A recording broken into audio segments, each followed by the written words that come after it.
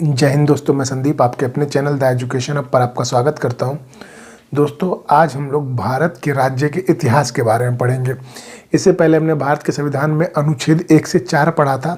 आज थोड़ा सा उससे आगे जान लेते हैं कि भारत के राज्यों का इतिहास क्या है, हमारा अखंड भारत क्या था, कैसे टूटा, इसके बारे में समझेंगे। और फिर जो अगला पार्ट आएगा वो भाग 2 से स्टार्ट होगा, फिर उसको पढ़ेंगे। तो आज हम लोग स्टार्ट करते हैं। जो भारतीय राज्य का इतिहास था, मतलब अखंड जो भारत था वो खंडित कैसे हुआ। तो देखिए, अखंड भारत जो था वो खंडित होना स्टार्ट हो गया लगभग कब से, 1857 की क्रांति के बाद। देखिए, अखंड भारत में कौन कौन से, अखंड भारत का हिस्सा क्या क्या था। अफगानिस्तान, नेपाल, भूटान, बांग्लादेश, म्यांमार, पाकिस्तान, ये सारे भारत के हिस्से थे। तो लगभग मतलब लोग बाग आते चले गए, जो भी आक्रमणकारी थे वो आते चले गए और भारत को टुकड़ों में बांटते चले गए। 2500 सालों में लगभग भारत को 24 टुकड़ों में बांटा गया, जिसमें 1947 में जब पाकिस्तान को, भारत और पाकिस्तान का बंटवारा हुआ, वो 24वां टुकड़ा था जब भारत और पाकिस्तान का बंटवारा हुआ था। इससे पहले बहुत मतलब कि आज़ादी से पहले श्रीलंका और अफ़गानिस्तान, म्यांमार, इन देशों को भी अलग किए गए। आज़ादी के बाद तो पाकिस्तान और ये अपना बांग्लादेश अलग हो गया था। ठीक है, तो इसकी शुरुआत कैसे हुई, मतलब जो 1857 की क्रांति जो थी, इसके बाद नींव डलनी स्टार्ट हो गई किसकी, टुकड़े, मतलब भारत के टुकड़े करने की। कैसे? 1857 की क्रांति में अंग्रेजों को, मतलब भारतीयों ने इस तरह से ललकार दिया, मंगल पांडे ने जो स्टार्ट किया था, उसमें हुआ क्या कि मतलब वो डर गए कि इतने बड़े केंद्र पर राज्य करना बड़ा मुश्किल है, तो इसको अलग अलग कर दिया जाए। तो इसी तरह इन्होंने क्या किया, 1857 के बाद अफगानिस्तान को अलग कर दिया। अफगानिस्तान को कब अलग किया? 1876 में। 1876 में क्या हुआ, अफगानिस्तान को अलग कर दिया गया। अफगानिस्तान और भारत के बीच एक रेखा खींची गई जिसका नाम था डूरेंड लाइन। क्या नाम था? डूरेंड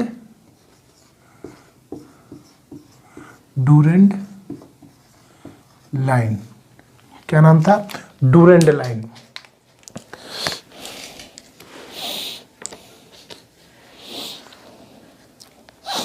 चलिए देखिए, डूरेंड लाइन कब खींची गई? तो ये 1893 को इंडिया और अफगानिस्तान के बीच डूरेंड लाइन खींची गई। लेकिन क्या हुआ कि पहले तो देखिए, पाकिस्तान क्या था, इंडिया के साथ था। 1876 में तो अफगानिस्तान अलग हो गया, लेकिन पाकिस्तान और इंडिया तो साथ ही थे, तो पाकिस्तान इंडिया के अंतर्गत आता था। तो इसीलिए इंडिया और अफगानिस्तान की लाइन जो कहलाती है, डूरेंड लाइन कहलाती है। लेकिन वर्तमान समय में पाकिस्तान इंडिया से अलग है। अलग होने के कारण अब जो है, जो लाइन है डूरेंड लाइन, वो किसके बीच में है? पाकिस्तान और अफगानिस्तान के बीच। तो जब भी आपसे डूरेंड लाइन के बारे में पूछे तो आप उसमें ऑप्शन जरूर देखिएगा कि भारत और अफगानिस्तान दिया हुआ या पाकिस्तान और अफगानिस्तान। अगर पाकिस्तान और अफगानिस्तान दिया हुआ तो आपको वही टिक मारना है। ठीक है, उसके बाद 1893 में डूरेंड लाइन मतलब खींच दी गई। उसके बाद क्या हुआ, जब भारत और पाकिस्तान का बंटवारा होना था, देखिए उससे पहले 1935 में म्यांमार, मतलब बर्मा, पहले म्यांमार का नाम क्या था? बर्मा। 1935 में बर्मा को अलग किया गया। ठीक है, जब आज़ादी का समय आया, आज़ादी के समय पाकिस्तान को भारत से अलग किया गया था 1947 में। तो उस टाइम भारत और पाकिस्तान के बंटवारे के लिए रेड क्लिफ को बुलाया गया था। और रेड क्लिफ जब आए थे तो उन्हें तो भारत के बारे में जानकारी ही कितनी थी। उनके पास एक नक्शा था। नक्शा के तहत उन्होंने क्या किया, देखिए मैं पहले भारत का नक्शा बनाता हूँ।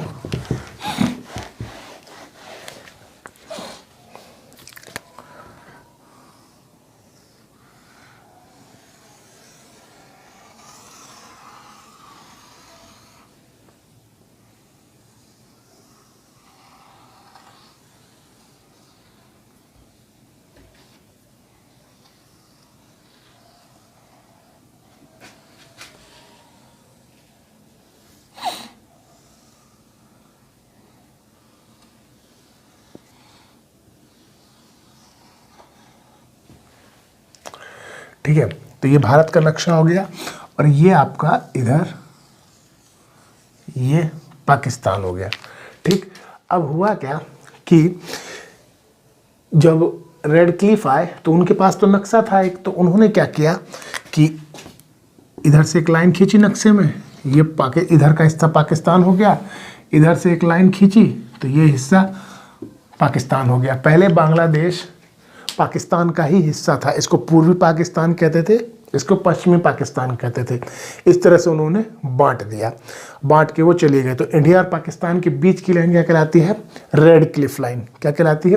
Red Cliff line. बाद में पाकिस्तान से मतलब अलग एक मांग कर ली थी बांग्लादेश ने कि वो अपना अलग देश बनाएंगे, तो ये पूर्वी पाकिस्तान क्या हो गया था? बांग्लादेश बन गया। ठीक है, अभी पाकिस्तान भी अलग हो गया और इंडिया से, और इसका नाम क्या हो, यहाँ पे जो बॉर्डर लाइन है वो किसका नाम क्या रखा गया? Red Cliff line. ठीक है, क्या नाम रखा गया? Red Cliff line.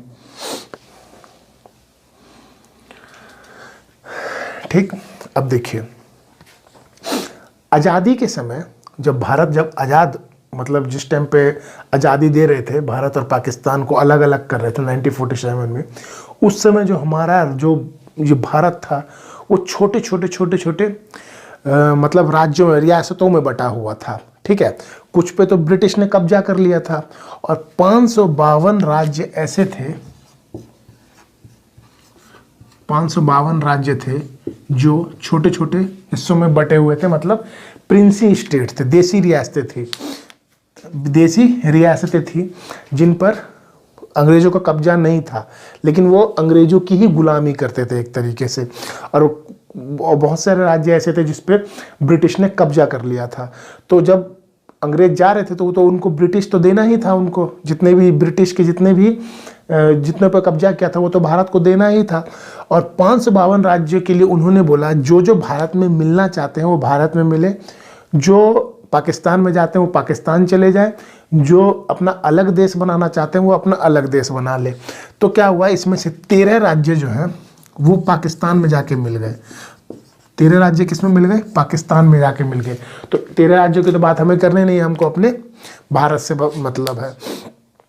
और बाकियों को मिलाने के लिए सबसे मेन योगदान था भारत में सभी राज्यों को मिलाने के लिए किसका? तो पहले आते हैं हमारे लौह पुरुष सरदार वल्लभ भाई पटेल।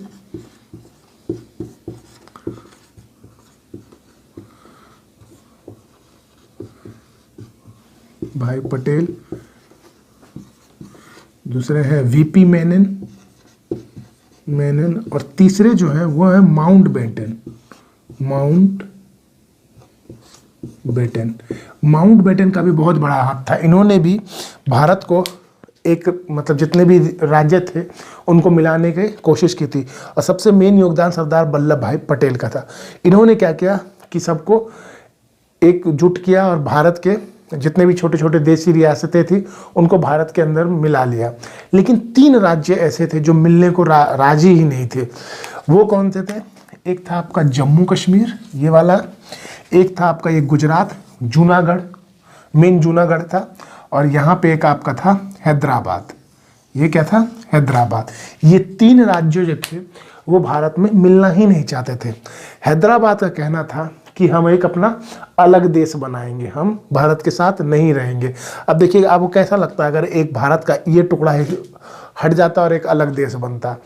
तो उस टाइम सरदार वल्लभ भाई पटेल ने क्या किया, यहाँ पर पुलिस भेजे। एक्चुअल में वो पुलिस वाले नहीं थे, वो सेना थे जो पुलिस की वर्दी में गए थे, और सबको डरा धमका के उन्हें भारत में रहने के लिए मजबूर कर दिया। उस ऑपरेशन का नाम था ऑपरेशन पोलो। क्या नाम था?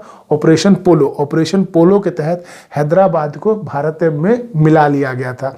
ठीक है, उसके बाद आते हैं जूनागढ़ पे। जूनागढ़ में क्या था, यहाँ का जो राजा था वो मुस्लिम था, और यहाँ पे अधिकतर रहने वाले लोग थे वो कैसे थे? वो हिंदू थे। वो क्या थे? हिंदू थे। ये जाना चाहता था पाकिस्तान के अंदर, कि किसमें जाना चाहता था? पाकिस्तान के अंदर। लेकिन वल्लभ भाई पटेल ने यहाँ पे क्या करवा दिया? रेफरेंडम करवा दिया, मतलब जनमत संग्रह करवा दिया। जनमत संग्रह में क्या हुआ कि जितने भी हिंदूवासी थे वो बोले थे हम भारत में ही रहना चाहते हैं। तो इस तरह से जूनागढ़ भी भारत का ही अंग बन गया। लेकिन जम्मू कश्मीर में क्या था? जम्मू कश्मीर में जो लोग थे वो अधिकतर मुस्लिम थे, लेकिन यहाँ का जो राजा था, राजा हरि सिंह, वो जो थे वो क्या थे, हिंदू थे। वो ना तो पाकिस्तान में रहना चाहते थे और ना ही भारत में रहना चाहते थे, वो अपना अलग देश बनाना चाहते थे। तो भारत जो था वो तो राजी हो गया, ठीक है तुम अपना अलग देश बना लो, लेकिन पाकिस्तान वालों ने गद्दारी कर दी। पाकिस्तान वालों ने क्या किया, ये जो इतना एरिया है, इस एरिया में इन्होंने क्या किया, आतंकवादी घुसा दिए। क्या किया, आतंकवादी घुसा दिए। आतंकवादी घुसाने के बाद जब हमारी सेना को पता चला तो उन्होंने बहुत वीरतापूर्वक मतलब लड़ाई की और इन्हें खदेड़ा। तो जब तक और सैनिक आ पाते तब तक ये वाला हिस्सा पाकिस्तान ने कब्जा कर लिया था। ठीक है, पाकिस्तान ने कब्जा कर लिया था। लेकिन इससे पहले एक चीज़ और जान लीजिए, मैं वो बताना भूल गया कि क्या हुआ कि यहाँ पे जब पाकिस्तानियों ने आतंकवादी भेजे तो राजा जयसिंह जो थे वो डर गए थे। वो डर गए और वो डर के कारण, क्योंकि वो डर इसलिए गए थे क्योंकि एक तो अलग देश चाहते थे, तो वो सोच रहे थे कि अगर मैं अलग देश लेता हूँ तो ये यहाँ से जो आतंकवादी मुझे बर्बाद कर देंगे, ना मैं घर का रहूँगा ना घाट का रहूँगा। तो इन्होंने क्या किया, ये आए नेहरू जी के पास और नेहरू जी से बोले कि हमको भारत में मिलना है। तो नेहरू जी ने कहा आप सरदार वल्लभ भाई पटेल से बात कीजिए। सरदार वल्लभ भाई पटेल ने कहा कि नहीं अब तुम जाओ, तुम तो अलग देश चाहते थे, अब तुम रहो। तो बोला नहीं हमको आपके साथ रहना है। तो सरदार वल्लभ भाई पटेल ने कहा कि अगर तुम हमारे साथ रहना चाहते हो तो तुम्हें भारत की पूरी नीतियों और रूल रेगुलेशन के साथ चलना होगा। तो राजा जय हरि सिंह जो मान गए थे, उसके बाद सरदार वल्लभ भाई पटेल ने विलय नीति पर हस्ताक्षर करवाए और जम्मू कश्मीर को भारत में मिला लिया। लेकिन तब तक क्या हो चुका था कि इतने हिस्से पर पाकिस्तानियों ने कब्जा कर लिया था और इसी हिस्से को क्या कहा जाता है, POK, पाकिस्तान ऑक्यूपाइड कश्मीर। इस पे क्या कर लिया, कब्जा कर लिया। लेकिन चिंता की बात नहीं है, कुछ दिनों में या कुछ महीनों में या कुछ सालों में POK आने वाला है भारत के अंदर, भारत में आके रहेगा। छीन लेंगे इनसे, मार के भगाया जाएगा इन्हें। 370 हटा दिया, बौखलाते रह गए कि नहीं हटेगा और आखिर हटा। तो इसी तरह से ये POK से सेना भी भगाई जाएगी, पाकिस्तानी सेना, और हमारे वीर सैनिक इस पाकिस्तानियों से हमारा जो भारत का हिस्सा है उसको जरूर लेके आएंगे। ठीक है, इस तरीके से फिर क्या हुआ, जम्मू कश्मीर भी एक भारत का हिस्सा बन गया। जब ये पूरा बना उस टाइम पर ये जो पूरे जो भारत के राज्य बने वो सिर्फ 4 भागों में बटे। 4 भागों में कौन कौन से, ए जो था वो ब्रिटिश, जितने भी ब्रिटिश राज्य थे उसके अंतर्गत कितने, 9। बी जो था, बी बना उसका प्रिंसी स्टेट जो कौन सी थी, देसी रियासतें, ये भी 9 थी। सी जो थे वो कमिश्नरी, ये कितने थे, ये 10 थे। कमिश्नरी का क्या मतलब है कि मतलब अंग्रेजों ने, मतलब ब्रिटिश ने कुछ अंग्रेज जो अपॉइंट किए थे छोटे छोटे राज्यों पर राज करने के लिए, उन्होंने और छोटे छोटे राज्यों पर कब्जा कर लिया था। उन जो छोटे छोटे राज्य अलग से, मतलब सिर्फ एक ही क्षेत्र पे, मतलब अगर राजस्थान में सिर्फ जयपुर पे कब्जा किया और किसी पे कब्जा नहीं किया, तो वो जो हिस्से थे वो कमिश्नरी कहलाए। तो उस कमिश्नरी कितने थे, 10, और एक था आपका डी जो क्या था, यूटी मतलब यूनियन टेरिटरी। उस टाइम सिर्फ एक ही था, कौन था, अंडमान निकोबार। इन 4 भागों में बटा था क्या, हमारा भारत पूरा राज्य जो है सिर्फ 4 भागों में, ब्रिटिश, प्रिंसी स्टेट, कमिश्नरी और यूटी में जो जिसमें क्या था, अंडमान और निकोबार। लेकिन क्या हुआ, 1948 में एक आयोग बैठाया गया। उस आयोग का नाम था 1948 में उस आयोग का नाम था SK धर आयोग। कौन सा आयोग था, SK धर आयोग। SK धर आयोग इसलिए बैठाया गया क्योंकि भारत के अंदर भाषीय आधार पर भारत का विभाजन, मतलब जो राज्य थे, भारत का विभाजन नहीं होना, तो भारत के अंदर ही राज्य थे, उनको भाषा ही आधार पर बांटने की बात कही गई थी। तो 1948 में एस्केधर आयोग आया था। इसने एक साल बाद 1949 में रिपोर्ट पेश की और इनके तहत इन्होंने बोला कि भाषा के आधार पर भारत को बांटना ठीक नहीं है। वो भाषाई आधार पर भारत को बांटने के खिलाफ थे। ठीक है, तो इसमें एक उस टाइम पे एक जेवीपी आयोग भी बैठी थी, वही 1948 में ही, जिसमें जवाहरलाल नेहरू, वल्लभ भाई पटेल और पिट्टाभी सितार मैया ये भी भाषाई आधार पर नहीं बांटना चाहते थे पूरे भारत को। तो इन्होंने भी मना कर दिया था कि भाषाई आधार पर नहीं बटेगा। लेकिन 1952 में क्या हुआ कि 1952 में एक नेता थे जिनका नाम था लेकिन 1952 में एक नेता थे जिनका नाम था पेट्टू श्री रामलू। क्या थे? पेट्टू श्री रामलू। वो क्या थे? उन्होंने एक अनशन कर दिया। अब अनशन क्यों किया?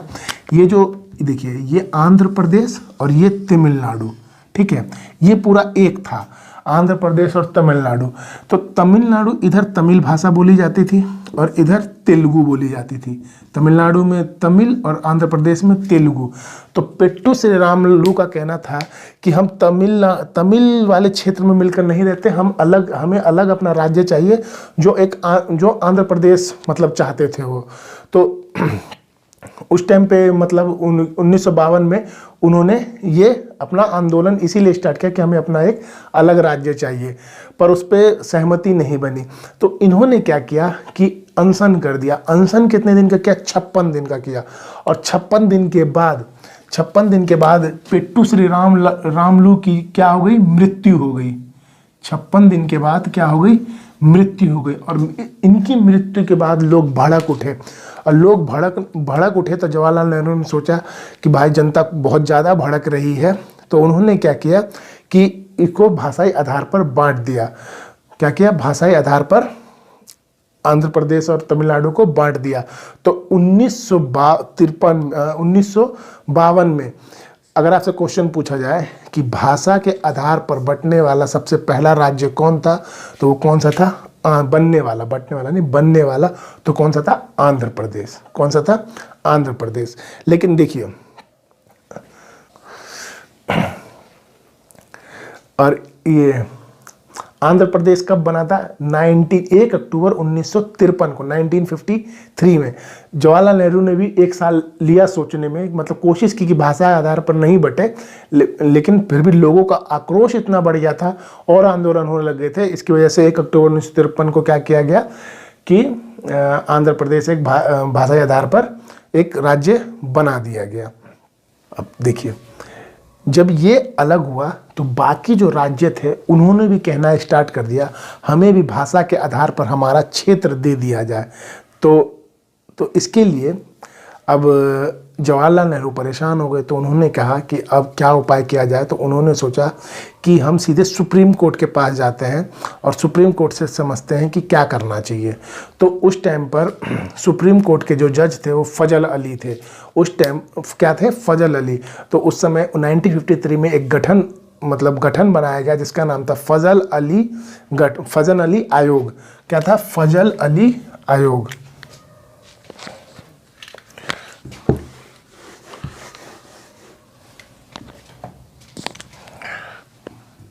1953 में किसका गठन हुआ? फजल अली आयोग का। किसका? फजल अली आयोग का। इसमें 3 सदस्य थे, 3 सदस्यों की समिति थी और फजल अली आयोग, और इसमें 3 सदस्य थे। इसने कहा, और इन्होंने मतलब 3 साल लगाए, 1956 में रिपोर्ट पेश की। क्या पेश की? रिपोर्ट।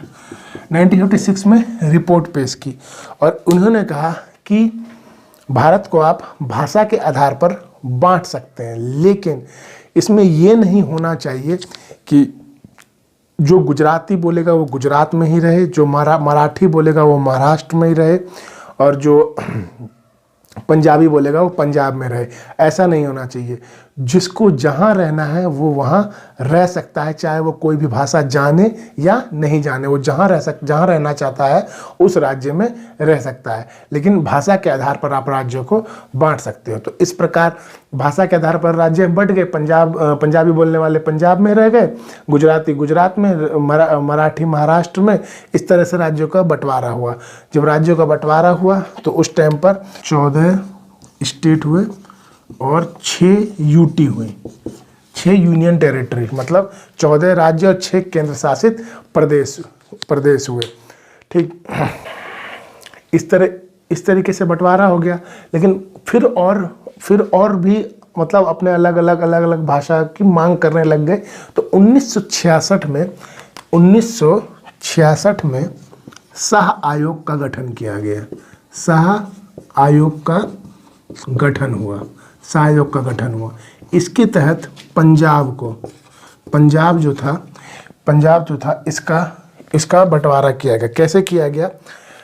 जो हिमालय क्षेत्र, ये देखिए, ये जो पंजाब देख रहे हैं, ये पूरा हिस्सा, ये जो था ये पूरा पंजाब था। तो जो इधर के थे, जो हिमालय की तरफ के रहने वाले थे, ठीक है, तो उसको क्या बना दिया गया? हिमाचल प्रदेश।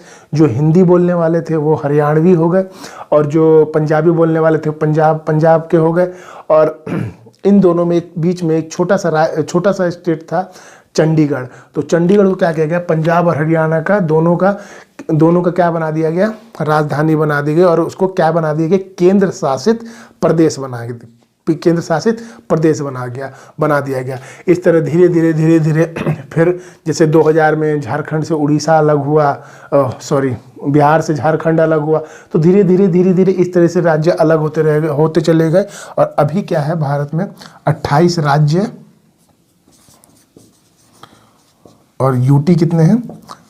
8। पहले 29 राज्य थे और 7 केंद्र शासित प्रदेश थे। लेकिन जब जम्मू कश्मीर को ही 2 भागों में बांट दिया गया, 2 यूटी उसमें जोड़ दी गई, और दादर नागर हवेली और दमन द्वीप को, दादर नागर हवेली दोनों को क्या किया? दमन द्वीप को दोनों को एक करके एक केंद्र शासित बना दिया गया। तो अभी कितने स्टेट है? 28। और यूटी कितने हैं? 8 हैं। इस तरह पूरे भारत का क्या हुआ? एक अखंड भारत से बस इतना ही भारत रह पाया। बाकी बहुत बड़ा मलेशिया, कंबोडिया, वियतनाम तक भारत के थे। सोचिए 2500 सालों में भारत 24 टुकड़ों में बटा। कितने टुकड़ों में? 24 टुकड़ों में। तो आप समझ सकते हैं, ये पूरा आपका भारत के राज्यों के बारे में था। कैसे अखंड भारत से भारत खंडित हुआ, कैसे कौन से राज्य कैसे बने, कैसे यूटी बनी, ये आपको समझ में आ गया होगा। तो आज का सेशन यहीं समाप्त करते हैं दोस्तों।